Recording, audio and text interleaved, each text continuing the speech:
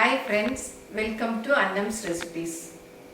இன்னைக்கு கேரட் தோசை எப்படி செய்யலான்னு பார்ப்போம். இதை கேரட் தோசைன்னு சொல்லலாம், இல்லை கேரட் ஊத்தப்பம்னு சொல்லலாம். முதல்ல இதுக்கு தேவையான பொருள் என்னென்னு பார்ப்போம். ஒரு கப்பு நம்ம எப்போவும் ஆட்டி வீட்டில் வச்சுருப்போம் இல்லையா, அந்த தோசை மாவு, இட்லி மாவு இருந்தால் கூட பரவாயில்ல. ஒரு மீடியம் சைஸ் கேரட், அதை நல்லா துருவி வச்சுக்கணும். ஒரு பெரிய மீடியம் சைஸ் வெங்காயம், பெரிய வெங்காயம், அதையும் பொடியாக கட் பண்ணிக்கணும்.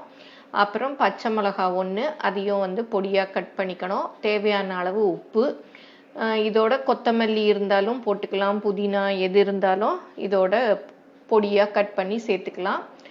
இந்த கேரட், வெங்காயம், பச்சை மிளகாயோட உப்பு போட்டு நல்லா பிசைஞ்சு வச்சுக்கணும். அப்போ தான் உப்பு எல்லா இடத்துலையும் மிக்ஸ் ஆகும்.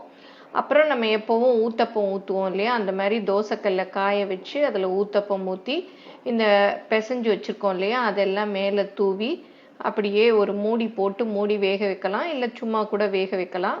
ஒரு பக்கம் வெந்ததும் அப்புறம் திருப்பி போடணும். நல்லா எண்ணெய் ஊற்றி, நல்லெண்ணெய் ஊற்றிக்கலாம், நல்லா டேஸ்ட்டாக இருக்கும். நல்லா அந்த கேரட்டெல்லாம் அப்படியே ப்ரெஸ் பண்ணி விட்டு வேக வச்சு அப்படியே எடுத்தோன்னா நமக்கு கேரட் ஊத்தப்பம் ரெடி. இதை சட்னி, துவையல், பொடி எது கூட வேணாலும் சர்வ் பண்ணலாம். எல்லாரும் செஞ்சு பாருங்கள். இது ஈஸியான ரெசிபி தான். இந்த லாக்டவுன் சமயத்தில் இந்த தேவையான பொருள் எல்லாமே வீட்டில் இருக்கும்.